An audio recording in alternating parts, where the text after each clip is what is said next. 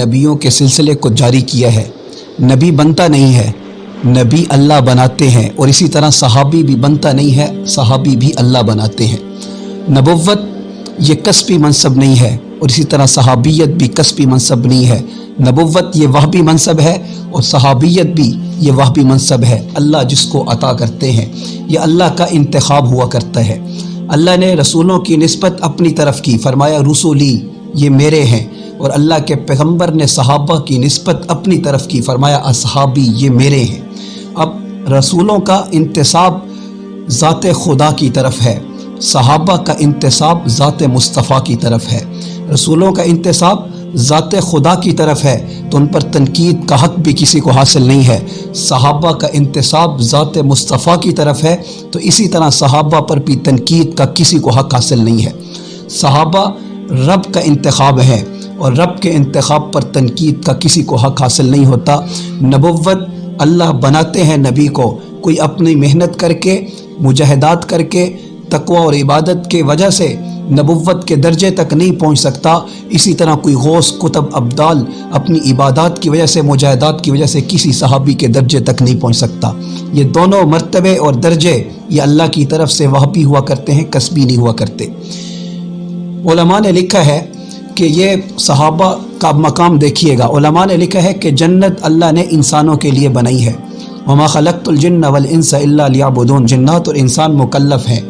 جانور جنت میں، جانوروں کے لیے جنت نہیں ہے، لیکن بعض جانور ایسے ہیں کہ جو جانور ہو کر بھی، انسان نہ ہو کر بھی جنت میں داخل ہوں گے۔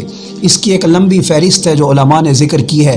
ان میں سے ایک جانور اصحاب کہف کا کتا بھی ہے، کہ جو انسان نہ ہو کر بھی، جانور ہو کر بھی وہ جنت میں داخل ہوگا۔ وجہ کیا ہے اس کی وجہ یہ ہے کہ اصحاب کہف وہ کوئی نبی نہیں تھے۔ اصحاب کہف کسی نبی کے صحابی بھی نہیں تھے، کسی نبی کے شاگرد بھی نہیں تھے، کسی نبی کے صحابی بھی نہیں تھے۔ وہ اللہ کے ولی تھے اور اللہ کے نیک بندے تھے۔ تو اصحاب کہف کا کتا کی جنت میں جانے کی وجہ کیا ہے کہ یہ اللہ کے ولیوں پر بھونکا نہیں تھا، اولیاء اللہ پر اس نے تبرہ نہیں کیا تھا، بلکہ ان کے اصحاب کہف کے در کا پہرا دیا تھا، ان کے در کے اوپر بیٹھ کر ان کی حفاظت کی تھی۔ یہ جانور ہو کر بھی جنت میں داخل ہوگا، اور کچھ بدبخت انسان ایسے ہیں کہ جو انسان ہو کر بھی جہنم میں جائیں گے۔ یہ جانور ہو کر بھی جنت میں داخل ہوگا، اور کچھ انسان ایسے ہیں جو انسان ہو کر بھی جہنم میں داخل ہوں گے۔ اس کی وجہ یہ ہے کہ انہوں نے اللہ کے ولیوں پر تبرہ کیا ہے۔ اللہ کے ولیوں پر، اولیاء اللہ پر تبرہ کرنے کی وجہ سے جہنم میں جائیں گے۔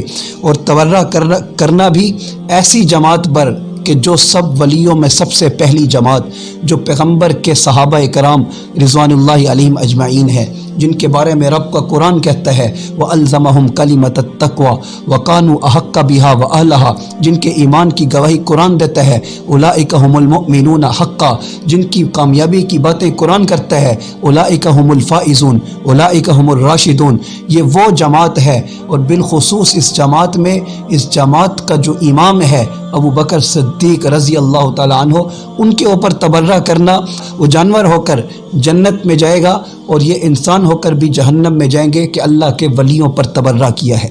ابو بکر صدیق جیسی ہستی، ابو بکر صدیق جیسی شخصیت کے اوپر تبرہ کرنا، جو صحابہ کا بھی امام ہے، جس کے بارے میں مشکات کی روایت اور ترمذی شریف کی روایت ہے، اللہ کے پیغمبر صلی اللہ علیہ وسلم نے ارشاد فرمایا جس نے مجھ پر احسان کیے میں نے سب کے بدلے دنیا میں دے دیے، ما خلا ابا بکرن فإن له عندنا یدن، کہ سوائے ابو بکر صدیق کے میں محمد بھی اس کے احسانوں کا بدلہ نہیں ادا کر سکا۔